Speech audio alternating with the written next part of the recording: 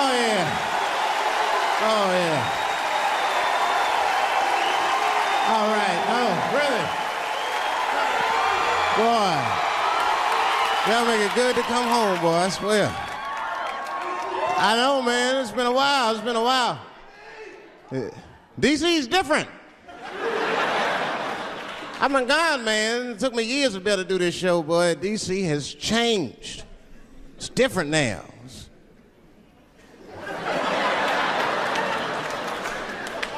There's a lot of white people walking around, isn't there?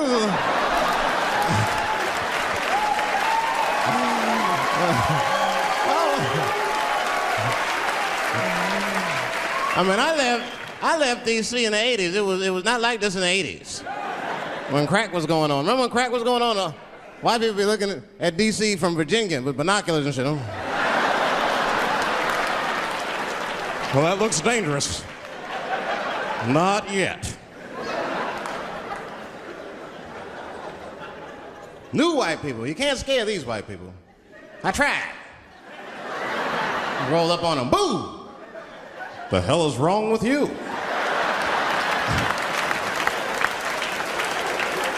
Those days are over. I'm glad that, like...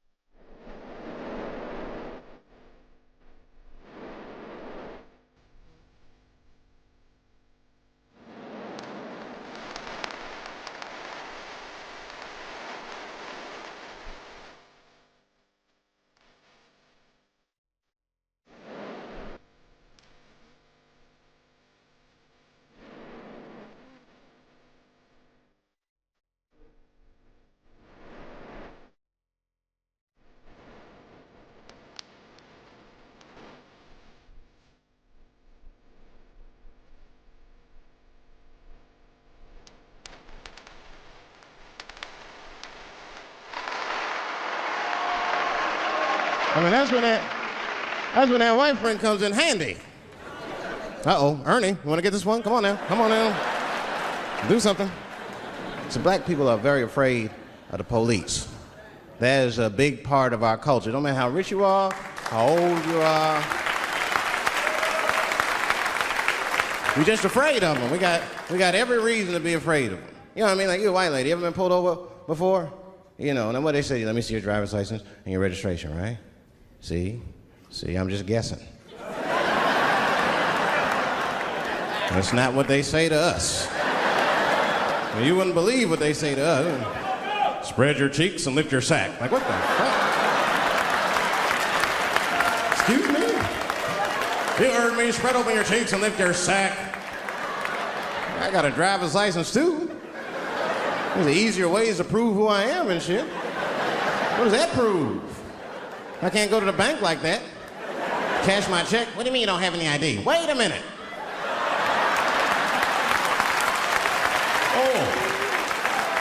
Oh, I'm sorry, Mr. Chappelle. Right this way. Why didn't you spread your cheeks in the beginning? Scared of them.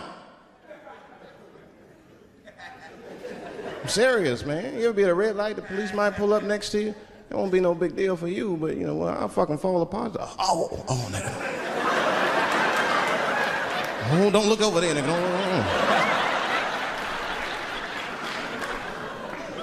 But I didn't always know that was a black thing. It took me a while to figure that out. I learned that shit in New York. I was in New York City. Now, I was hanging out with a friend of mine. He's a white guy, you know. We were just hanging out. And we were lost in the city, you know, we were smoking a joint.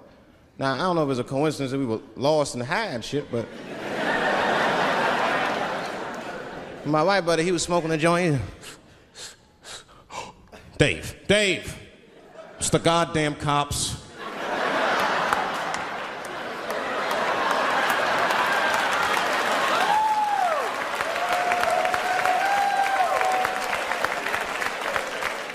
I'm gonna ask him for directions. I said, Chip, no! Chip, don't do it! It was too late. He was walking over there, this man was high as shit. Excuse me. Excuse me, sir. Touching him and shit. Excuse me. Need some information. Start confessing things you shouldn't confess. I'm a little high. All I want to know, which way is 3rd Street? The cop was like, hey, take it easy. You're on 3rd Street. You better be careful. Go ahead, move it. Move it. And that's all that happened. That's the end of the story. Now, I know that's not amazing to some of you, but yeah, as one of these black fellas, that shit is fucking incredible, isn't it? I'm saying a black man would never dream of talking to the police high. That's a waste of weed.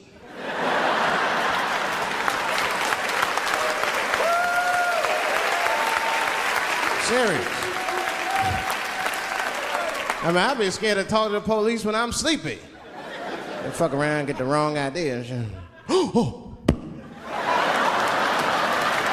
my God. That nigger was on PCP, Johnson.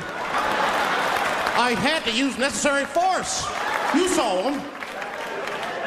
No paperwork. Just sprinkle some crack on him. Let's get out of here.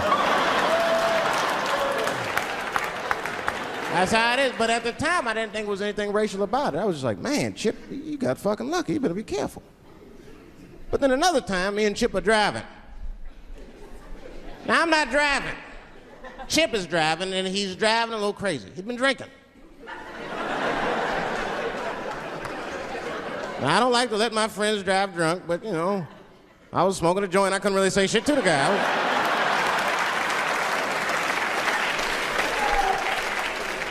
And we get at a red light. We stop at a red light, and a car pulls up next to us, and I'll never forget it. Chippy looks at me, he's all drunk, and she's like, Dave, I'm gonna race him.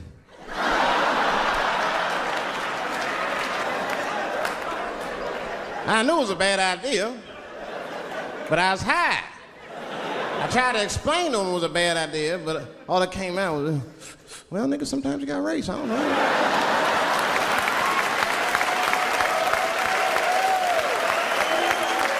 Man, that light turned green and Chip took off, zigzagging and shit so no one could pass. The other car didn't even know he was racing.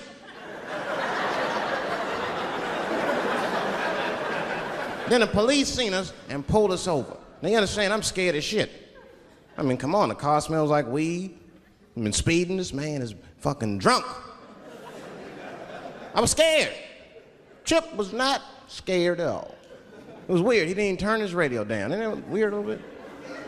I mean, if you get pulled over, wouldn't you turn your radio down? Nobody want to get their ass beat to a soundtrack and shit. You know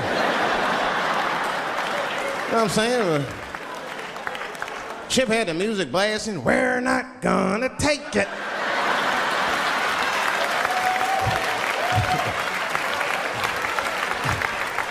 He looked at me and said, Dave, just relax. Close your butt cheeks. Just relax. Let me do the talking. You wanna know what he said? This is almost exactly what he said. I couldn't believe it. He says, oh. Sorry, officer, I didn't know I couldn't do that. I was fucking shocked. The cop said, well, now you know. Just get out of here. Just get the fuck out of here. Chip said, okay, I will, sir. Thank you. What? What's wrong with you, Dave? I didn't know I couldn't do that. He said, that was good, wasn't it? Because I did know I couldn't do that.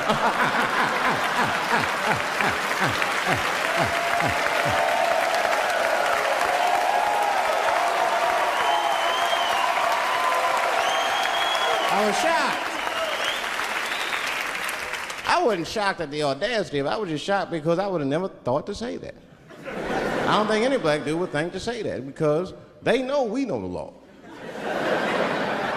Every black dude in this room is a qualified paralegal and shit. He knows the law.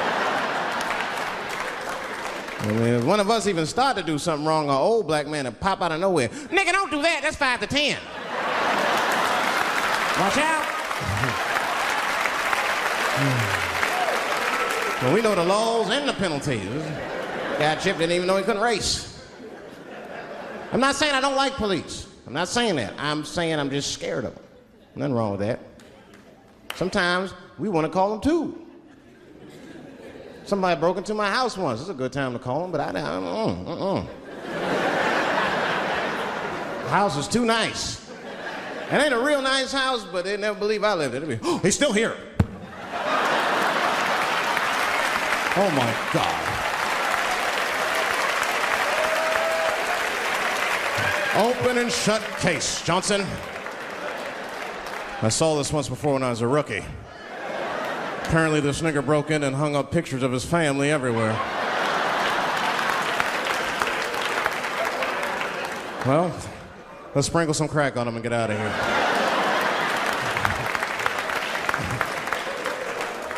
Oh, you know, that's that whole brutality thing. See, that's common knowledge now. There was a time when only minorities really knew about that. I'm not gonna say white people didn't believe us, but you were a little skeptical. You were a little skeptical. I mean, I don't blame you. And then Newsweek printed it, he knew it was the truth. And then the Newsweek white people were like, oh my God. Honey, did you see this? Apparently the police have been beating up Negroes like hotcakes. It's in the May issue.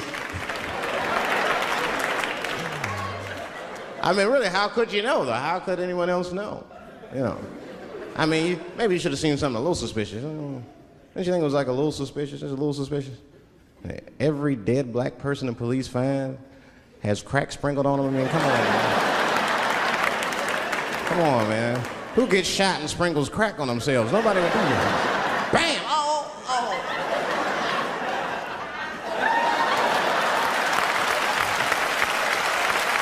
I don't want to leave no mysteries.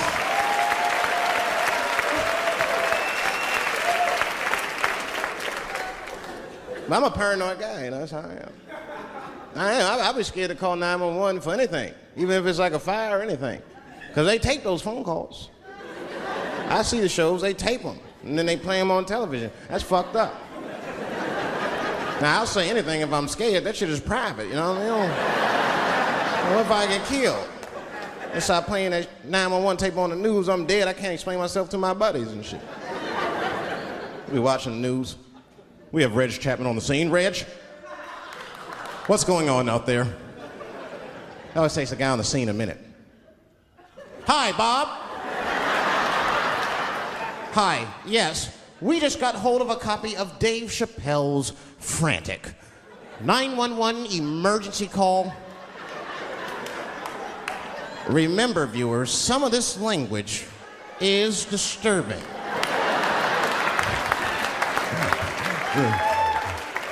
Hello, emergency. Help! Help, motherfucker, they're coming to get me! Just calm down, sir, where are you? Oh, I shit on myself. I can't stop crying. They play that shit 30, 40 times a day. All my buddies will be at my funeral looking at me. You know Dave shit on himself right before I saw it on the news. Died crying like a bitch.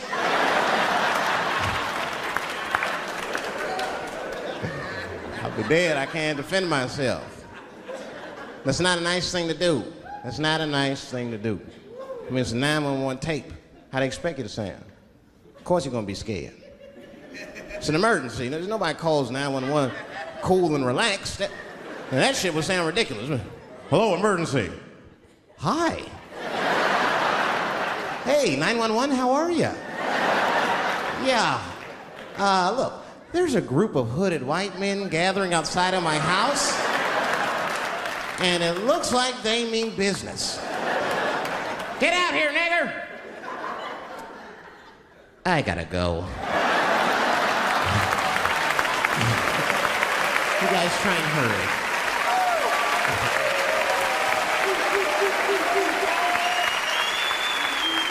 It's too much pressure. That's my problem. I can't handle pressure. Sometimes pressure make me talk different.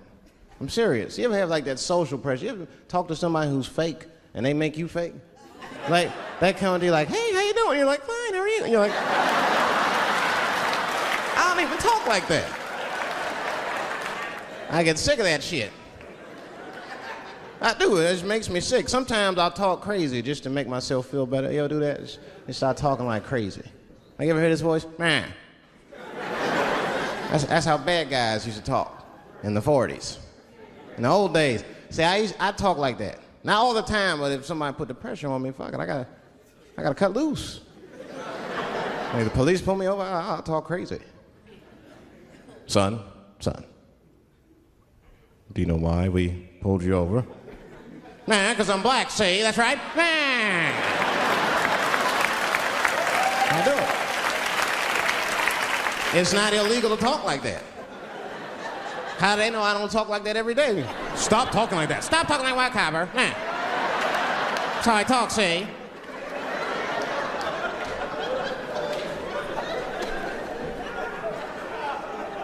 You gotta make life interesting like that, because the shit is flimsy. Life is flimsy. You think you're gonna live forever, you ain't not gonna live forever. It's dangerous out here. We know what's going on.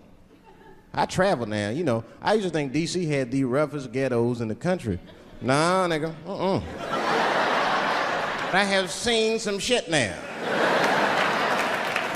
Oh, there's some rough areas outside of D.C. Yeah, everybody should go to the ghetto. I was taken to the ghetto one time. That's the worst. When you get taken and you're not expecting to go. You know, usually you want to know when you're going to the ghetto, like, I'm going to see some wild shit. I got to prepare myself. I'm going to see something crazy.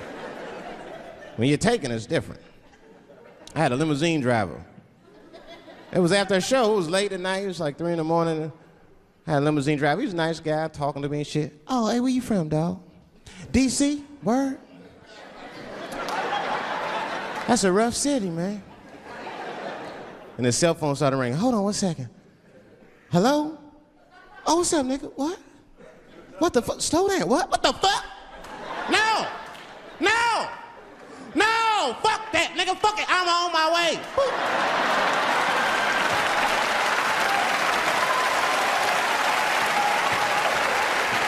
Hey. I gotta make a stop real quick. At 3 o'clock in the morning. I didn't know he was taking me to the ghetto at first. I started looking out the window. I was like, what the fuck? Is gun store, liquor store, gun store? Where the fuck are you taking me? This don't look good. He didn't say shit. He just pulled up in front of an old rickety building that looked like a project. Now, I'd never been there before. I'm not sure if it was a project, but it certainly had all the familiar symptoms of a project. A fucking crackhead ran this way.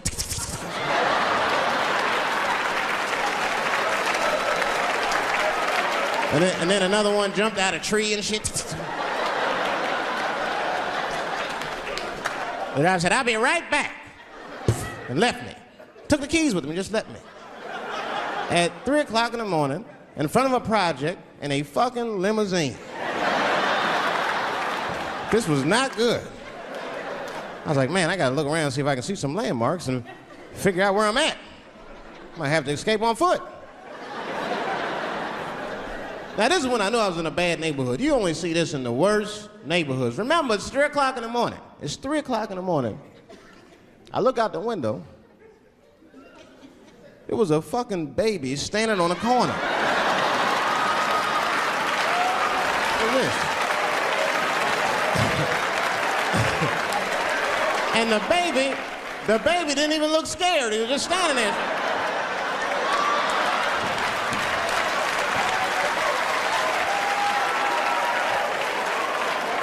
I mean, it made me sad. It made me sad, really. You know what I mean? Because I wanted to help the baby. I was like, I don't trust you either. I'm sorry. Click. Click. The old baby on the corner trick, eh? I'm not gonna fall for that shit.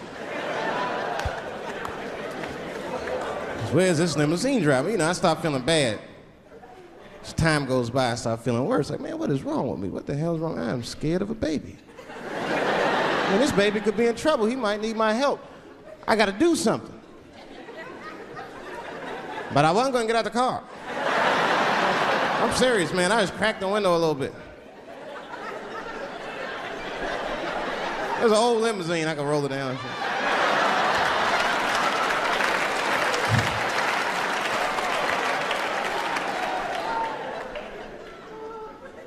Hey, baby.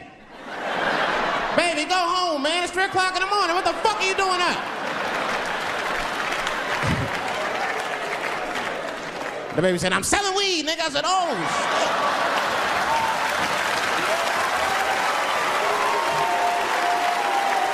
I wasn't expecting that. I'm sorry, I had to buy 2 bags from him to calm my nerves. Let me get 2 corners. Got back in the car and rolled me a joint, man. So, that shit was scary, man. Every once in a while, like a crackhead would come up to the car and look in the window. It was like Jurassic Park and shit. He'd be looking on the car. Hey, get out of here, cracky. That baby was still standing there, man. Then I started feeling bad again. You know, weed make you feel guilty sometimes. You know. Man, what is wrong with me, man? I have just bought weed from an infant. I can't condone this kind of behavior. What am I thinking? I can't let the fear ruin my morals. Gotta do something.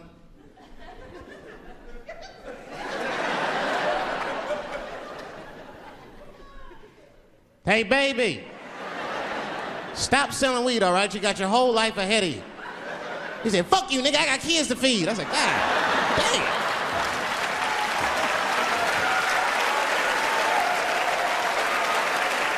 Sad. And just at that very moment, one of the crackheads was running across the street and got hit by a car. I know it was a hit and run. The police did it. That's all right, they sprinkled some crack on him, he got back up.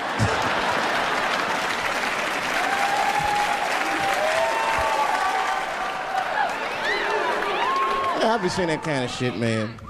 It's what it is, they use the TV to program us from a young age. You ever watch like a cartoon that you used to watch when you were little as an adult? That shit is wild shit.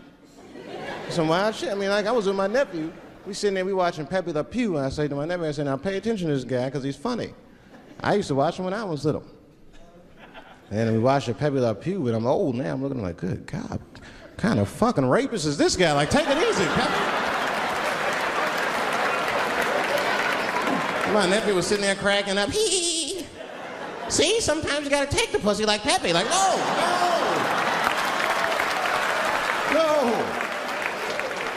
I had to turn the channel real quick.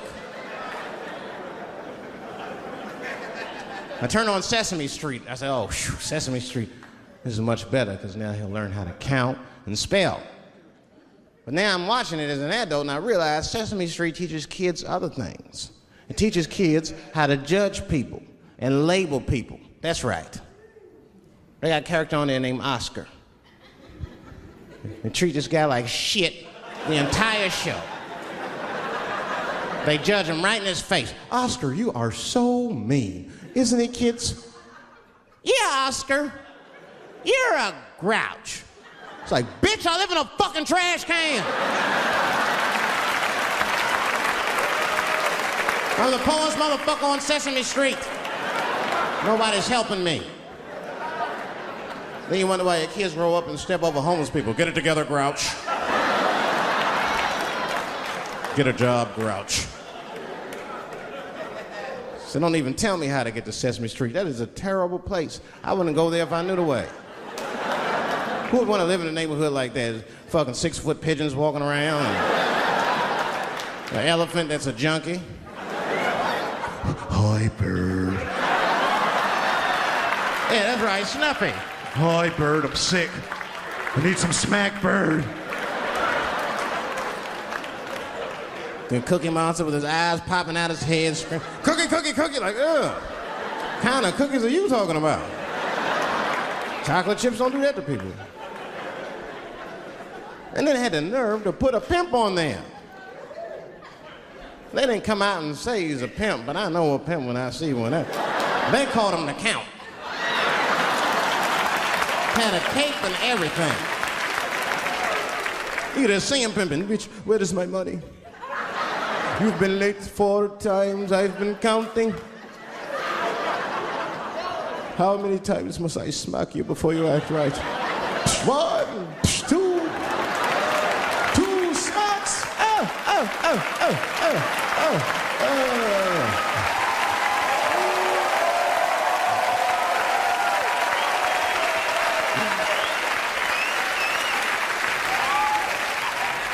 That's the thing, there's so much stuff to worry about. You know, the more you know, the more you don't know and shit. You know, like a lot of people be telling me, Dave, you know, you just gotta relax. The racism thing be bugging you too much. I be thinking about it. Sometimes shit'll happen. You know, a lot of black people can relate to this. Have you ever had something happen that was so racist that you didn't even get mad? You were just like, God damn, that was racist. I mean, it was so blatant, you were just like, wow. Like, almost like it didn't even happen to you. It was like a fucking movie. That was like you was watching Mississippi Burning. Wow. That happened to me. I was in Mississippi. I was in Mississippi doing a show, and I go to the restaurant to order some food, and I say to the guy, I say, I would like to have, and before I even finish my sentence, he says, the chicken. I said, what the fuck? I could not believe it. Could not believe that shit. This man was absolutely right. I said, how did he know that I was gonna get some chicken? I asked him, I said, how you know that? How did you know I was gonna get some chicken? He looked at me like I was crazy. Come on, buddy. Come on, buddy. Now, everybody knew as soon as you walked through the goddamn door, you're gonna get some chicken.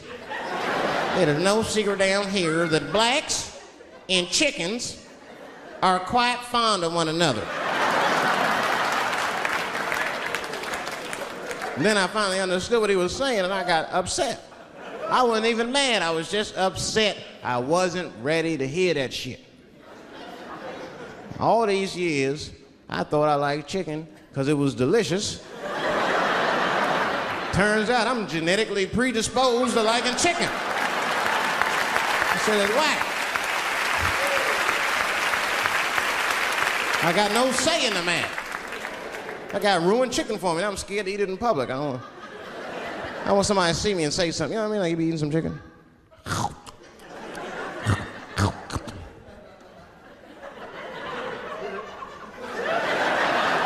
Look at him. He loves it. Just like it said in the encyclopedia. Look how happy he looks.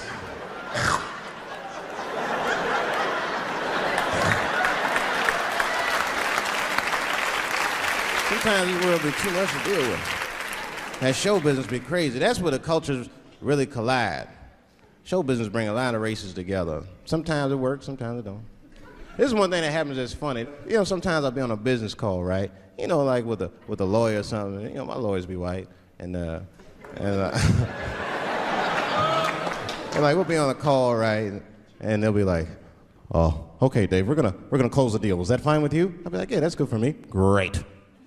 You have a good weekend, Dave. I'll be like, "All right, you too, man. Peace." Oh, all right, bye-bye.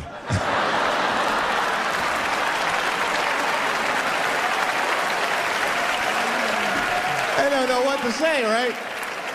So sometimes I'll make up shit that's not even slang, just to see how they handle it and shit. It'll be the same business go, "All right, we're gonna close the deal. Is that fine with you, Dave?" "Yeah, sounds good to me." "Great. You have a good weekend, Dave." "All right, buddy. Zip it up and zip it out." Oh. All right. Zippity-doo-dah. Bye-bye.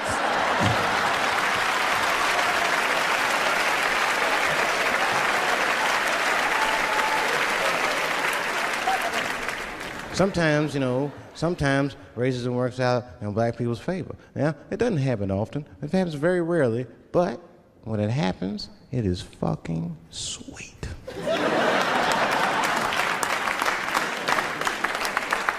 I'm serious. This one time racism saved my life, man. I was on a plane. I was coming from overseas, and I don't know how this guy got a machine gun on the plane, but he stood up, man. He said, "Everybody, get on the fucking ground. Nobody look at my face." I started freaking out. Because he was Chinese, I was like, why is he talking like that? He was screaming and crying. I was the only brother on the plane. Well, I thought I was the only brother. I looked over, there was one other black dude. He was from Nigeria. I looked over at him, he was looking right in my face, man. He didn't say 2 words to me, he just looked at me, he was like...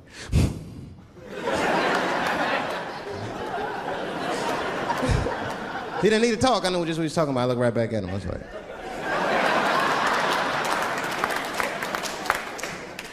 Some white dudes on the front of the plane seen us, they were like, "Oh my God. I think those black guys are gonna try to save us."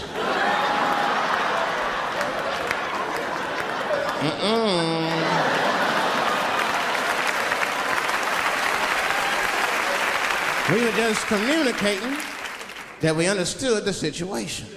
We were both seeing the same thing. What we understood was simple. Terrorists don't take black hostages. That's the truth. I have yet to see one of us on the news reading a hostage letter and shit. They is treating us good. We all chilling and shit. I'd like to give a shout out to Ray Ray and Big Steve and send some Newport.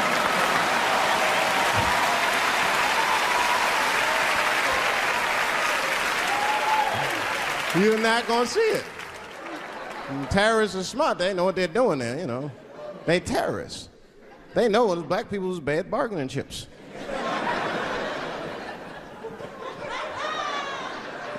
They called the White House and said, "Hello, we have got 5 black, hello?"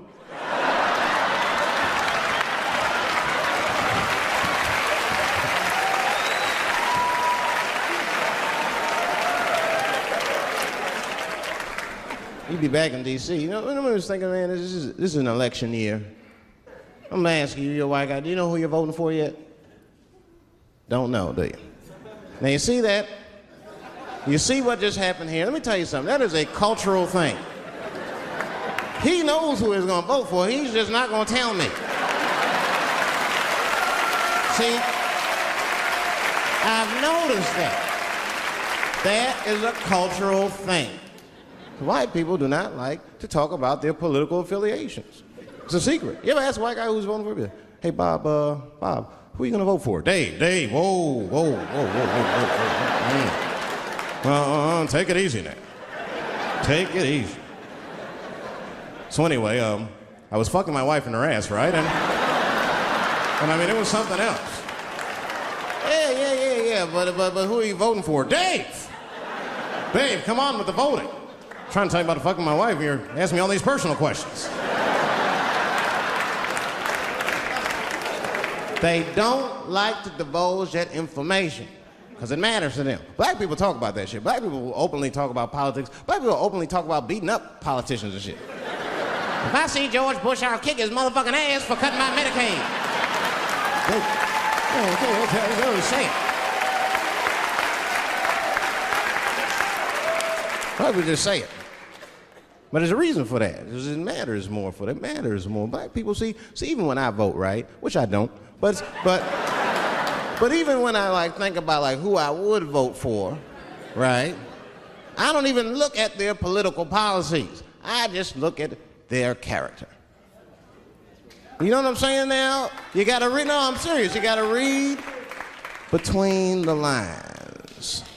You look at Clinton, and black people like Clinton, because we've seen him on the campaign. I saw one thing on the campaign trail. He actually just picked a black baby up and kissed him. "Come here, you little nigger baby." Mwah, just kissed him. I said, I like that. He did not hesitate or nothing.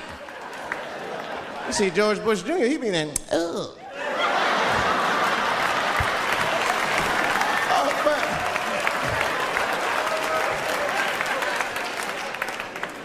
Like, say, I'd never vote for George Bush Jr., but I don't know George Bush Jr.'s politics.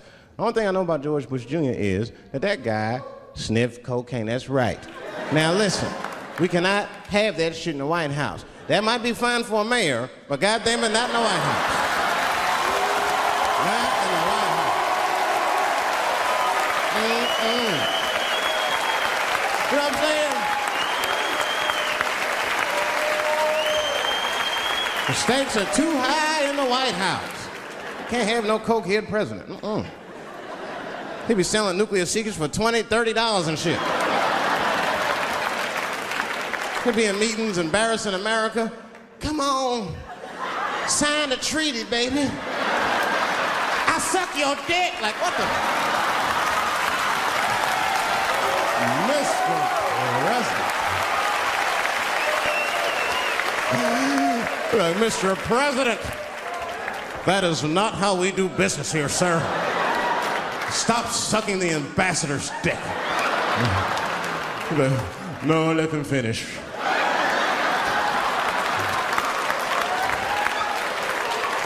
I will sign the treaty. There will be peace in Israel finally. I'd vote for Clinton again if I could. At least it's always better.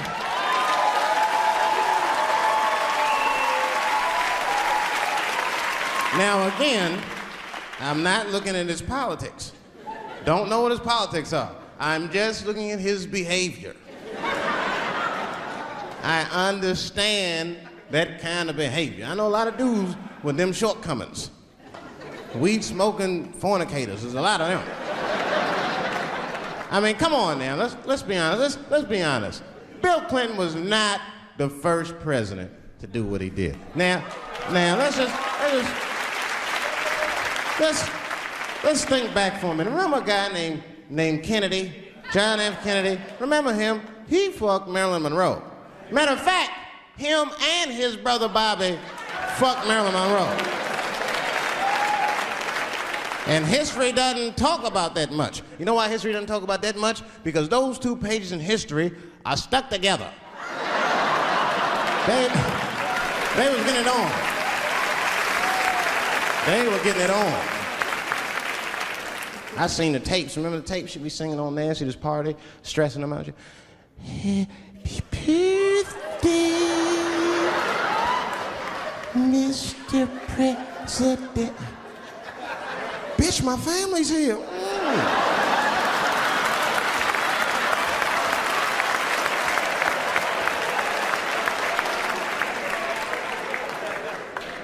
Clinton did the same thing, but he didn't do it like that. Because it's the year 2000, he's busier than Kennedy was. He was a busy man. Clinton did that kind of thing the way busy men do it. You know what busy men do? They fuck who's close to them. I can tell that's what Clinton was up to. It looked like he just stuck his head out the office door and shit. Oh, boy. You, come here. I made my penis suck for my 3:30, come on. Oh, boy. He's probably looking at Kennedy's picture and shit. Oh.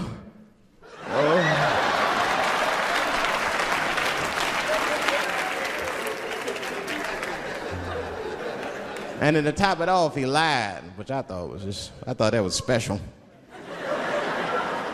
I did, man. I know how he did. I've been accused of having sex with a girl I did not have sex with before, and let me tell you something. That shit is infuriating.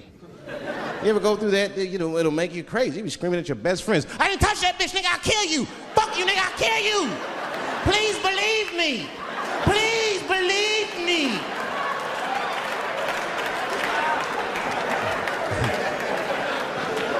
And Clinton didn't do it like that, did he? And Clinton came out of the press conference all relaxed, his shoulders all relaxed and all this trouble. It looked like he just got done fucking or something. Listen, let me tell you something, America. I don't think you heard me the first time. I did not have sexual relations with that woman, Miss Lewinsky.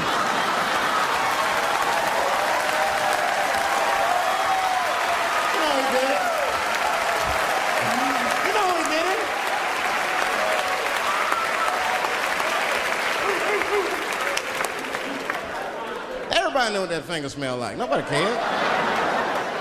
Nobody cared. We all watched. We was disgusted, but we kept watching the news. I know I did. I was taping it. See, I'd be at the crib like, baby, turn the lights off. The news is coming on. Every week on 60 Minutes was a different girl accusing Clinton. Remember Kathleen Willey came out? She was upset.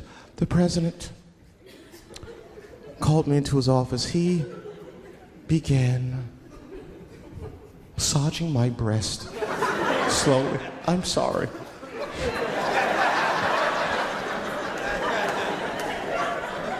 And then he placed my hand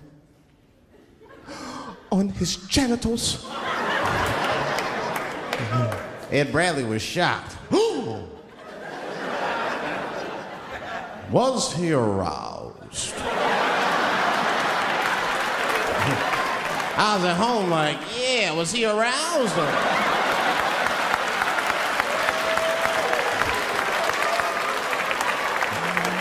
And then Ed Bradley looked right in the camera. He said, don't bust that nut yet. We'll be right back.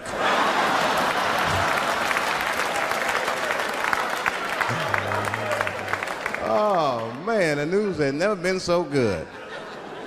But there were no victims. There were no victims. Only one I feel sorry for is that Lewinsky. I feel a little sorry for her. Don't y'all feel a little sorry for her at all?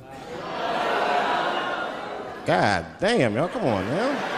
Have a heart. That's a hard thing to be famous for, man. I mean, nobody want to be the most famous cocksucker of all times and shit. I feel bad for her. Not even the women feel sorry for her a little bit, ladies?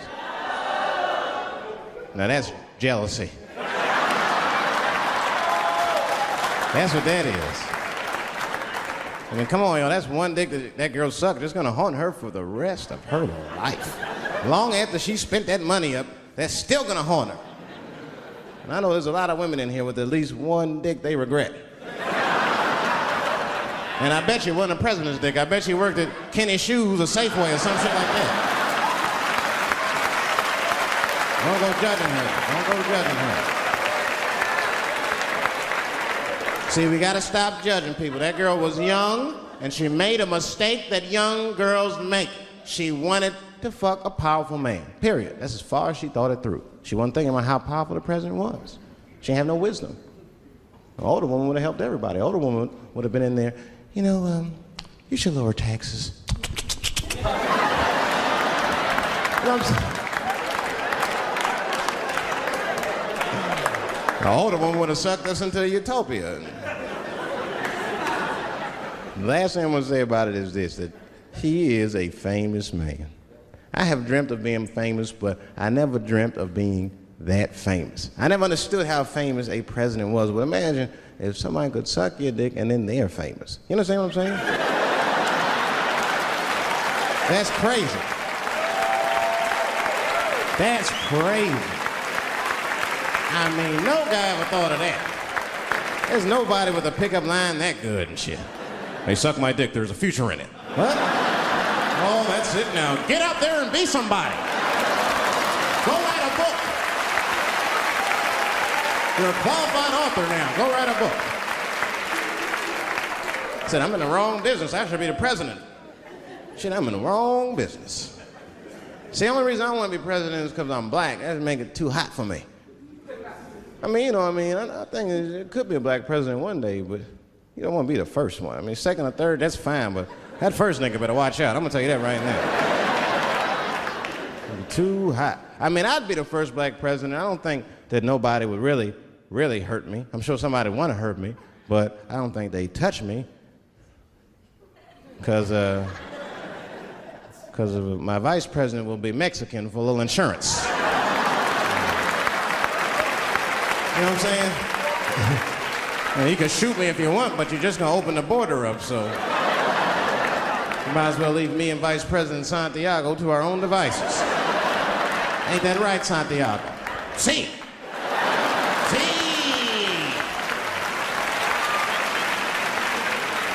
Elian can stay. Don't worry, I don't got no Elian jokes. All I'll say about Elian is thank God he's Cuban. Because if he was Haitian, you'd have never heard about his ass.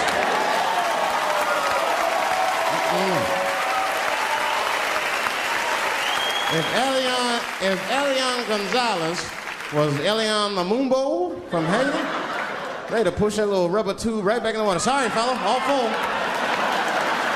Good luck. The only thing in our society that bothers me the most is the way that men and women don't get along no more. That's really what's bugging me about it. Men and women just don't get along. Like, I hear women say this all the time. I know a lot of you sisters be like, chivalry is dead. Don't you? Don't y'all feel that way? Like men aren't gentlemen anymore? That's right. Chivalry is dead, and women killed it.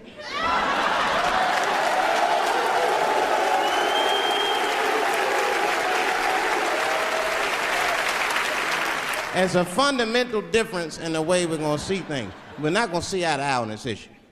We're just not. Our tests in life are different. A woman's test in life is material. A man's test in life is a woman. Now, by test, I mean that those are the things that we desire. Men have nice cars, not because they like nice cars, because they know women like nice cars. That's how it goes. Because men are hunters, and the car is the bait. And a woman comes and says, ooh, nice Porsche. Gotcha, bitch. That's how it is. That's true. Come on now, you go to a woman's house, her house be comfortable as shit. Women love comfortable surroundings, so men get comfortable surroundings. But let me tell you something. If a man could fuck a woman in a cardboard box, he wouldn't buy a house. But that's still not where chivalry got killed. Chivalry got killed by the feminist movement on the magazines that got women going crazy, because women got too much advice about men from other women. And they don't know what the fuck they're talking about.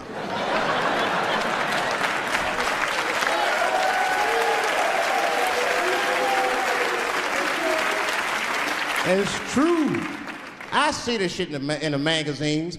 I don't read them, but I be seeing the cover. I be in the grocery store, fellas, you look at one of the magazines, like, what is this? And they say on the cover, 100 Ways to Please Your Man by some lady. Get out of here, man. Come on. Ain't no 100 ways. That list is 4 things long. Just suck his dick, play with his balls, and then fix him a sandwich and don't talk so much, and they're gonna be happy.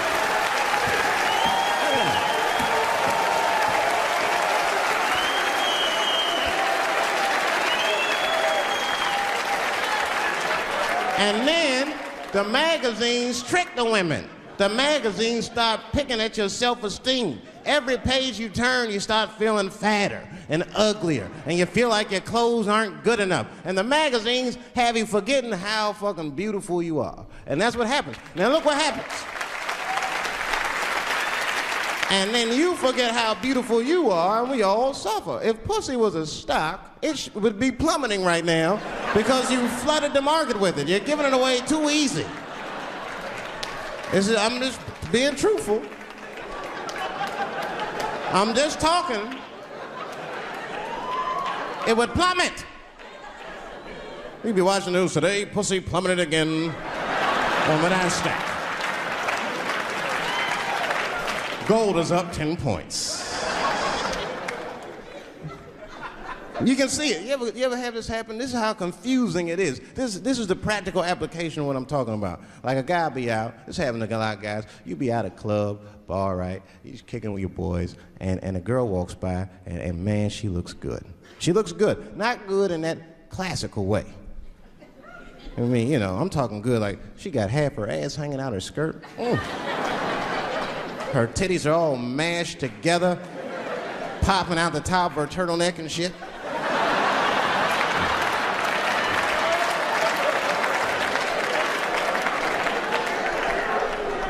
And you with your buddies, right? You with your buddies, you got a couple drinks in you, and you see a girl like this, you might try to talk to her. This might not come out right. I don't know what you say, but damn, look at them titties! Right? The girl gets mad at you. Oh, wait a minute. Just because I'm dressed this way does not make me a whore. Which is true. Gentlemen, that is true. Just because they dress a certain way doesn't mean they are a certain way. Don't ever forget it. But ladies, you must understand that that is fucking confusing.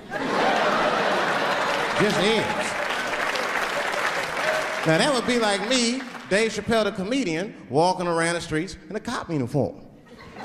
Somebody might run up on me. Oh, thank God. Officer, help us. Come on, they're over here. Help us. I'm like, oh, just because I'm dressed this way does not make me a police officer. You understand what I'm saying?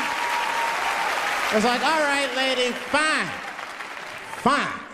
You are not a whore. But you are wearing a whore's uniform, I'll tell you that shit right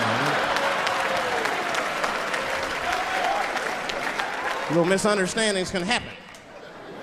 And then men, we misunderstand women a lot. You know, we always undermine their feelings. You can't do that to them. You can't, because, see, feelings are, you see how they're clapping? Feelings are very important to women. They are all important to women. I'm just learning this shit. Everything's based on how they feel. You can hear when they tell stories. You ever hear a man tell a story, it'd be just facts. Who, what, when, where, why. It was me and Bob, we was at Safeway. Then that nigga Bob said this, then I punched that nigga, and then I broke out. That's the story.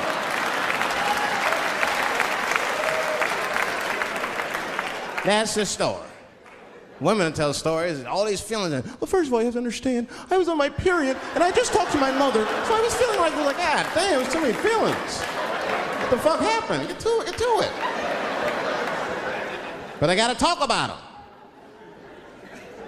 Gotta talk about them. That's how they always get me. I'll be sitting there, watching TV, chilling and shit.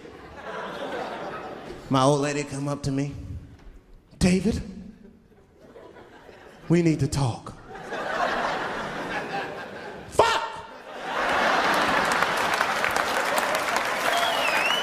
I don't say that out loud. That's how I feel inside. Because I know every time we need to talk about some shit that I gotta do. We don't ever have to talk about anything she needs to do.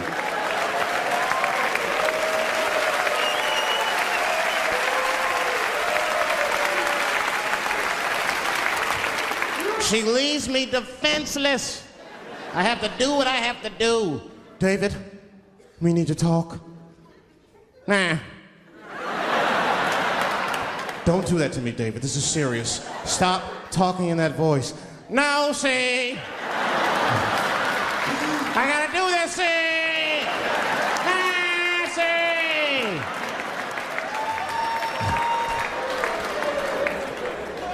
I complain, but I'm happy I'm with somebody. I don't want to be single. I don't like that. Sometimes you go to them single clubs, you see too much. I was on the road, one club, and I seen a thing they call a thong contest.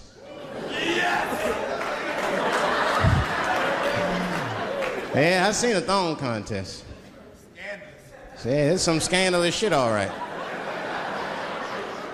I couldn't get over that, man. Because the DJ, I was dancing with a girl, and the DJ said, everybody that wants to be in the thong contest, please report to the DJ booth. The girl's like, excuse me. They put on that song, let me see some thong, thong, thong, thong, thong, thong. Them girls was going off. Some of them pulled their pants down, some of them pulled their skirts up, all of them just shaking their butt. Some of them didn't even have underwear on, they was just fucking shaking their butt. I mean, really, I was fucking disgusted. But I couldn't turn away.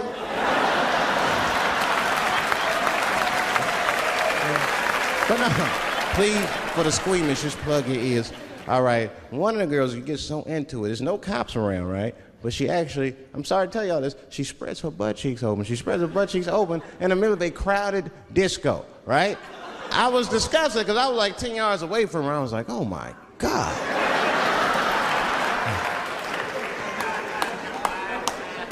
Is that her birth canal?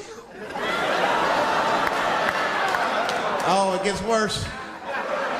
Good God Almighty, is that a baby? it's gross. It's gross. Because it was a baby. It was the same baby from the project. She's like, I snuck in the club, nigga. I got that weed if you need me. Just pat on the ass, and I'll come out. Hey, guys, thank you very much. Thank you. Love you all. Thank you.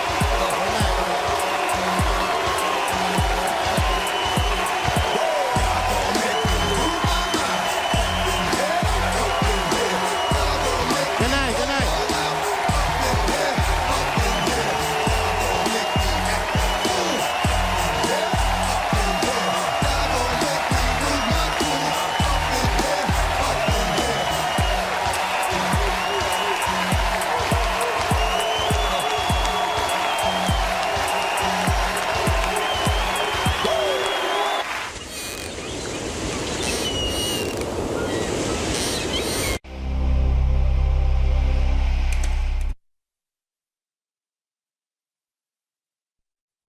Everyone in LA for a wonderful week. Been great here. You know what? It's been 10 years since the last time I played Los Angeles, if you can imagine. I know, I've been gone for a very long time. And unbeknownst to you, it was a difficult 10 years. I'm not gonna take you through all the agony I've been through, but it was tough. Some of it you might have seen. I don't know if you ever saw on TMZ the big headline, Dave Chappelle drunk on stage in Detroit. Well, if you saw it, I wasn't drunk. I had smoked some reefer with some rappers. Yeah. I don't know if you know anything about hanging out with rappers, but their weed is very strong. Stronger than what I was accustomed to. The article goes on to say I was booed off stage, which is also incorrect. I was booed. I did not leave. It was a long bump. It was a fucking nightmare. 2 puffs of weed, that's all it was. 2 puffs. I never had that happen where I take 2 puffs of weed. I looked at the guy next to me, I was like, I'm gonna bomb, nigga, I can feel it. And that guy called my name, Dave Chappelle. Niggas was like, you know, normally when you do a comedy show, you guys don't know what it looks like up here, but niggas be looking up at you like. That's how the show started. Didn't take long for the faces to switch up, like, what the fuck? They started looking amongst themselves. So I knew I wasn't doing good. I don't remember what I was saying. It just took one person to break the ice. It's a black lady with a Ford Motor shirt on. Stood up suddenly. Fuck you, Dave Chappelle. I said, excuse me? She said, I worked all week for this shit, and this show sucks. And in a weird act of racial harmony, a conservative white guy stood up and backed her up. Yeah! The whole crowd band together and started chanting, we want our money back. We want our money back. I said, oh shit. I snapped out of it. Good people of Detroit, hear me now. You will never get your fucking money back. Fuck that. I said, I'm like Evel Knievel. I get paid for the attempt. I didn't promise this shit would be good. Boo, they said, fuck you.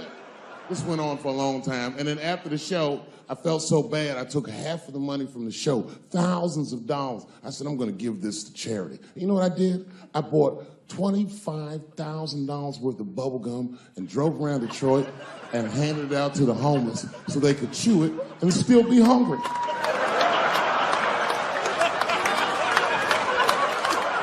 I was very mad at Detroit that night. Because not only did I bomb, nigga, I had to go back to the very same room the next night and do it all over again. Fucking nightmare. That would be like if you were having sex with a woman and for some reason, this would never happen, but for some reason, she had a mouse trap in her pussy. You get caught in the trap. And then you got to fuck her again tomorrow night. I'd still do it, but, you know, I'd be careful the next time. The old mouse trap in the pussy trick, eh? Fool me once.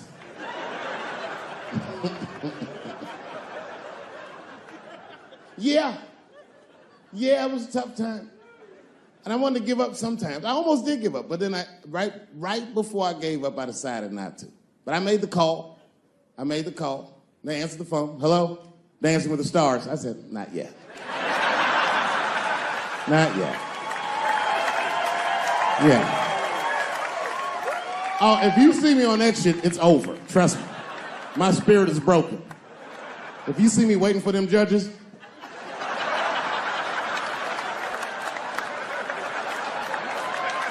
getting critiqued on my cha-cha, fuck that. I've been hanging out in there. I haven't been working in LA, but I come out here and hang out and shit. I was out here a few weeks ago. I almost got arrested.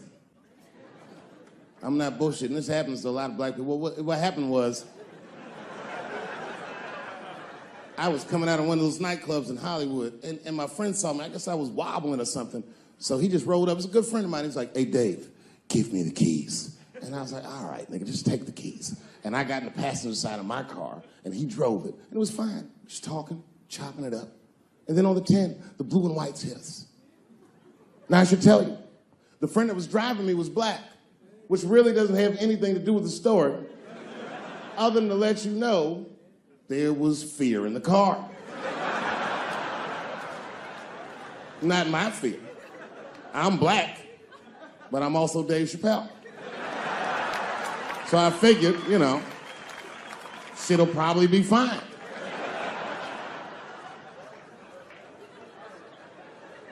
Traffic stop started off on the right foot. Cops came up to the driver's side. Hi, how you guys doing? And he recognized me immediately. Oh, Dave Chappelle. And I looked at my friend like, we getting out of this shit. And then he says, you know, you guys were swerving in the lane. Do you mind just stepping out the car for a second? Still no cause for alarm.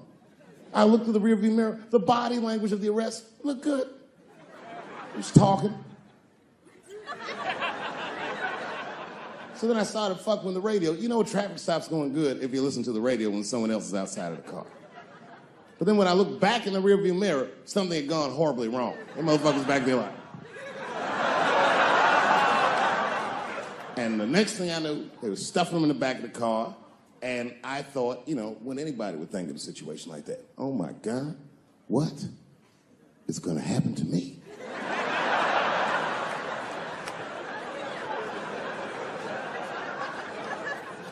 And the police walked up to the window. Mr. Chappelle, we had to arrest your friend. He refused to take our breathalyzer test. I said, that motherfucker. Not complying, that's odd. So, officer, what's going to happen to me? Well, you're fine. We're just going to have to ask you to step out of the car so we can impound the vehicle, and we'll arrange for you to have a ride home. I said, oh, well, nah, I would rather you just give me the keys. I said, Mr. Chappelle, your friend already told us he's your designated driver. We can't look good.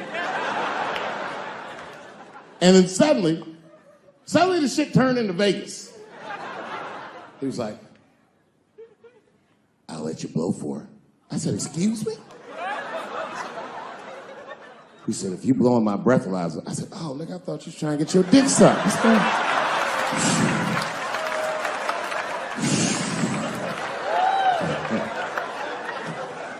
If you blow in my breathalyzer and pass, I'll give you the keys to the car.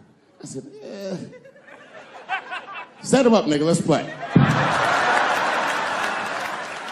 And I blew in that thing,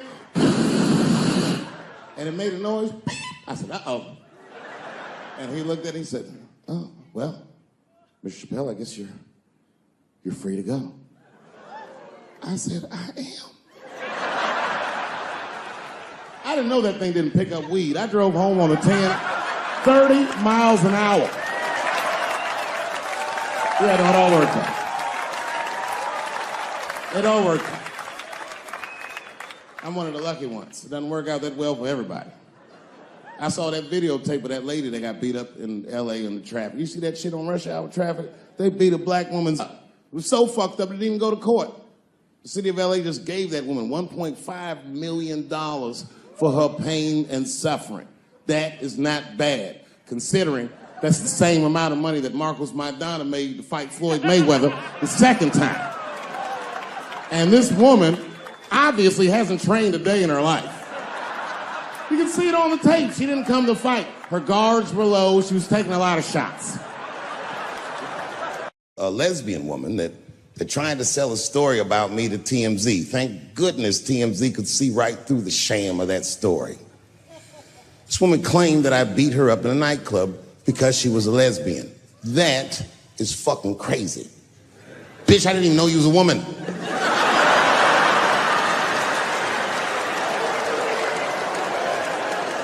Thank God TMZ didn't believe that. Because I did beat the shit out of her, I'm not gonna lie. It was her fault, I had no choice. I came in the club minding my own business, and a woman came up to me, she goes, "Oh my God, Dave Chappelle." And I was just being reciprocally nice. "Hey, miss, how are you?" Blah, blah, blah. But not talk, nothing to it. And all of a sudden, this lesbian fellow stepped between us. "Hey, nigga, that's my girl." I said, yo, my man, back up, like that. She said, "I ain't backing up off shit, nigga, that's my girl." I said, "Bro, you're gonna have to give me 3 feet like this." She said, "Stop calling me a man, motherfucker. I'm a woman." I said, "What?"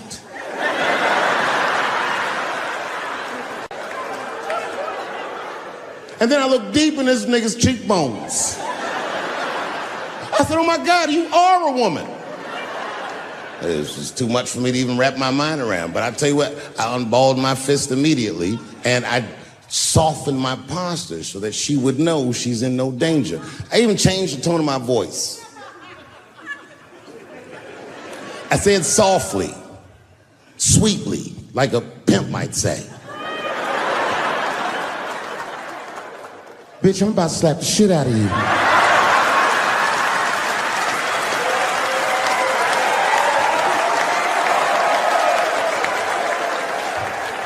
I should have done it.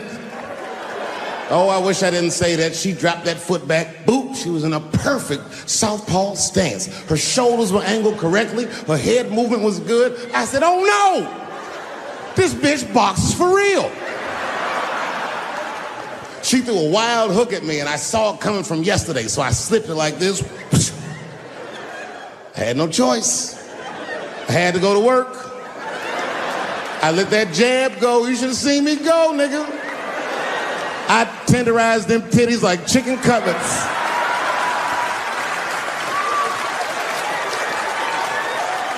I whooped the toxic masculinity out of that bitch.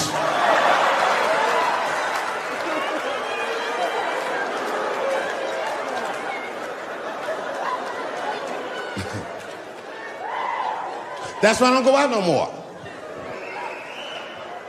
Just trying to chill. I'm just trying to live a peaceful life. That's why I live in Ohio. You know, I live in a little town in Ohio. It must be like 3,700 people. Small hippie town. Culturally, it might feel like Ann Arbor to you. You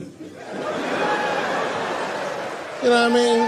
Just a bunch of hippies and shit like that. And niggas always ask me, like, "Dave, why you live in that hippie town?" And I'd be embarrassed to tell them the truth. But you know why I live there? Because Yellow Springs, Ohio has the most beautiful women in the world. And a lot of people might disagree with me, but you gotta see them for yourself. They're gorgeous. But it all depends on what you're into, you know what I mean?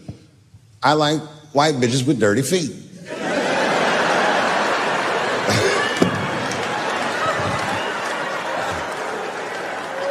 If I had a strip club in Yellow Springs, I would call that shit strippies. All naked hippies all the time. And I'd only hire girls with long titties and long vagina hair that looks like they slept on it.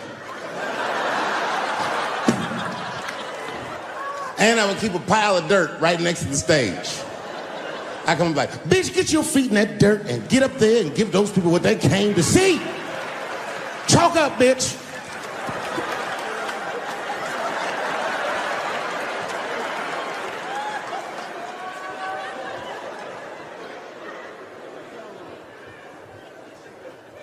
A couple years ago, I was in Ohio at a shopping mall.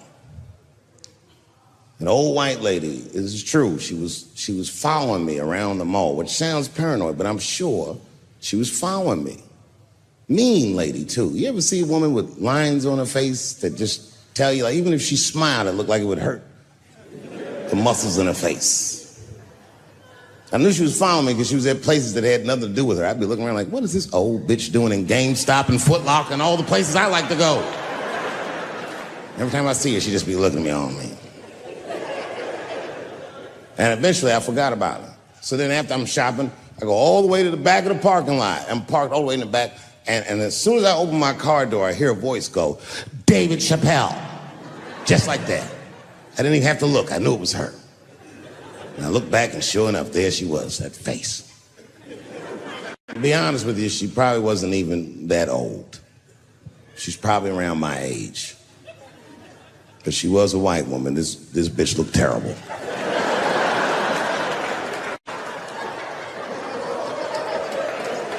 Going all the way. I kept my cool. I was nice. I said, hello, miss. And she didn't say anything back. All she said was, I watch your comedy. I said, uh-oh. And then she says, it's true. She goes, it sounds to me like you hate women. I said, well, you know what, miss? It's art. And you're free to interpret this art however you'd like. But I can tell you, as the maker of this art, that I don't believe that I feel that way. And she said, well, I think. And I said, shut up, bitch. Shut the fuck up. Before I kill you and put you in the trunk. Ain't nobody around here.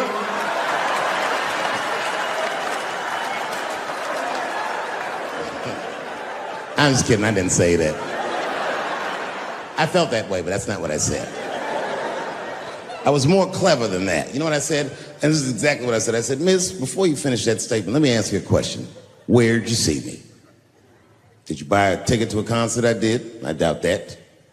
Or maybe you watched one of my specials on Netflix. Or did I follow you to your car and do my act? She said, what? I said, keep it in the comment section, bitch. This is real life. Ta-ta.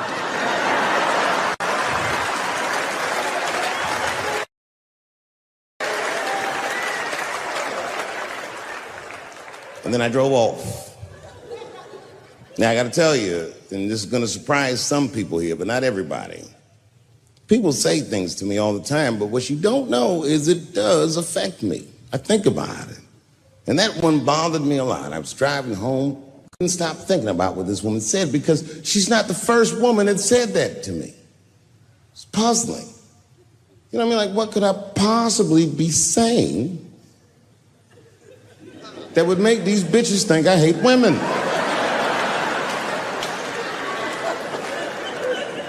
Couldn't figure it out. So you know what I did? I Googled the dictionary definition of a feminist just to make sure I was talking about the right thing.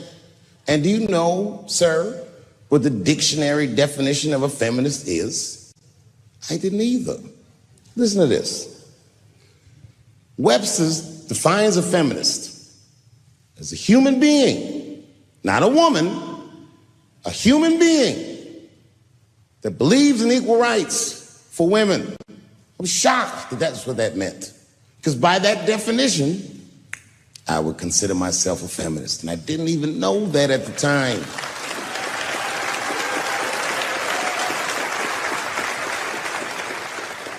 All these years, I thought it meant frumpy dyke.